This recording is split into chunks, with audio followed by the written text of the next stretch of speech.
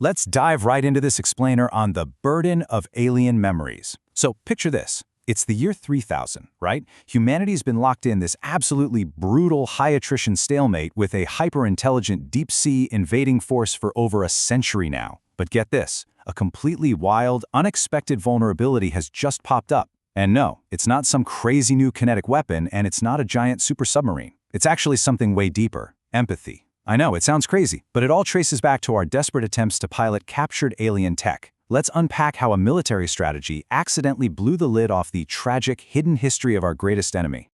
Take a look at this haunting quote from one of our human pilots. Just feeling a crushing weight as a comforting baseline. I mean, wow. It perfectly captures the terrifying reality of grafting captured alien neurology straight into a human brain. You see, to even stand a chance against the enemy's underwater agility, our operators have been surgically bridging their own minds with salvaged biosynthetic alien circuits. It gives our hybrid subs those lightning-fast biological reaction times. But there's a massive, unforeseen side effect here. Those silicon structures, they actually hold on the quantum state memories from their former alien hosts. So when our pilots plug in, they aren't just getting steering controls. They're getting totally flooded with the literal memories and feelings of the exact creatures we're out there trying to kill. Military researchers are calling this whole phenomenon neural bleed.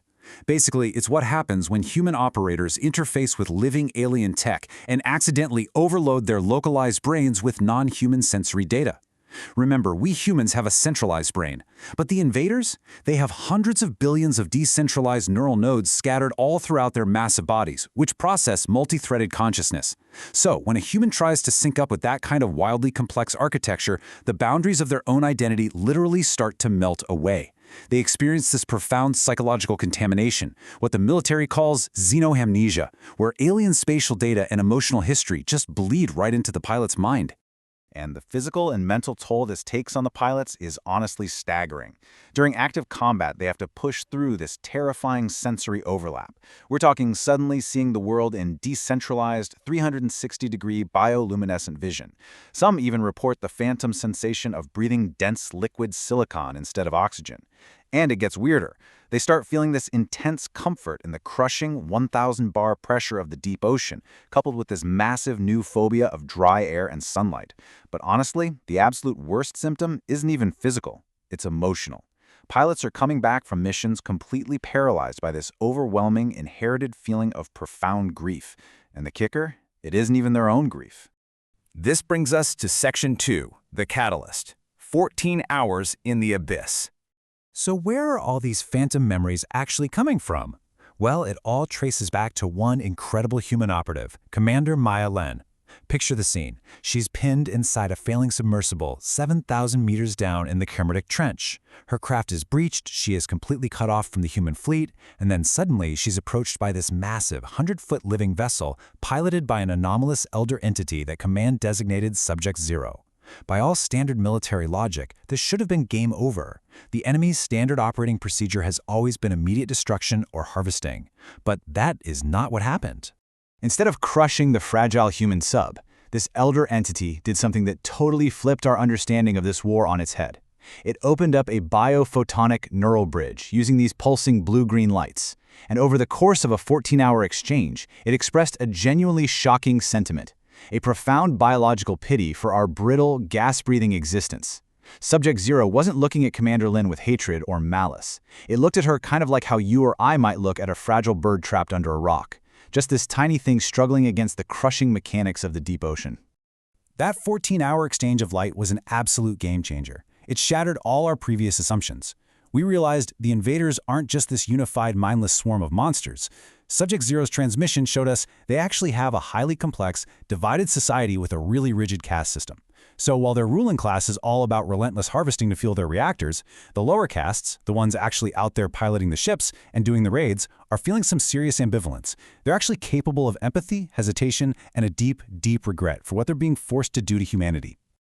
Moving on to our next section, the Refugee Fleet Revelation. You see, this neurobleed didn't just hand us emotional context, it practically handed us the enemy's entire historical archive, going back 500,000 years before they even entered our solar system. Looking at this timeline, we can actually map out their tragic backstory. We found out they originally came from an icy super-Earth way out in the distant fringes of our solar system. Then, 500,000 years ago, a catastrophic cosmic disaster hit. A passing rogue star completely wrecked their planet's orbit. Their global subterranean oceans froze solid, their ecosystem collapsed, and they had to build these massive biological arcs just to survive. So they weren't this conquering military armada at all. They were a desperate refugee fleet drifting inward for millennia, just trying not to go extinct. And it turns out our planet was chosen for one very specific biological reason. Earth's landmasses were never actually the target. Our deep oceanic trenches were literally the only sanctuary capable of keeping their highly pressurized bodies from exploding, because they evolved under extreme hydrostatic pressure. They physically can't survive in our shallow waters or up on our continents without catastrophic decompression. This totally reframes the entire invasion, right? It wasn't some act of malicious, ideological conquest. It was a blind, desperate act of biological survival. But there's a catch. Exactly one detail. A single point of failure is what caused the horrific slaughter of billions of humans. During that incredibly long interstellar transit, the refugee fleet had a critical breakdown in their artificial protein synthesizers. Just one technological failure. But it forced them into this horrifying reliance on harvesting human blood plasma. And they aren't doing it out of cruelty. They do it because human hemoglobin perfectly mimics the exact psychochemical stabilizer they need to keep their localized fusion reactors from melting down. It's basically this tragic ecological crutch they've been trapped by since the day they landed. Which brings us to the final piece, redefining the global war.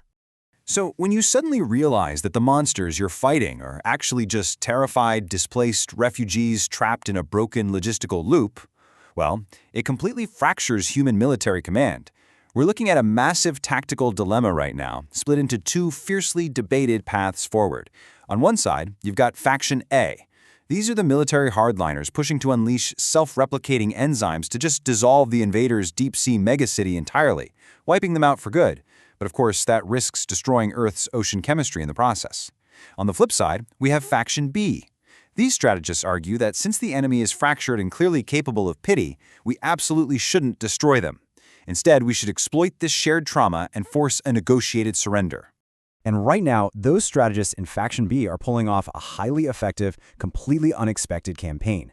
Instead of firing off kinetic torpedoes, they're using underwater acoustic arrays and high-frequency light emitters to broadcast human suffering, art, and cultural history straight back into the alien networks. They are literally weaponizing the enemy's own capacity for pity.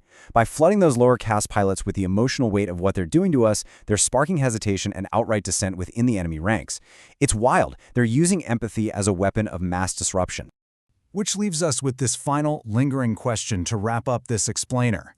How exactly do you fight a war against an enemy that is just trying to survive? This neural bleed forced humanity to look through the eyes of the very creatures destroying us, and what we found was basically a mirror, reflecting our own desperation. So, are we strategically justified in pushing for total annihilation? Or does our shared capacity for grief give us a tactical advantage that demands a totally different path? It completely shifts the dynamic of this war. Ultimately, we really have to ask ourselves, is understanding your enemy actually the most dangerous weapon of all?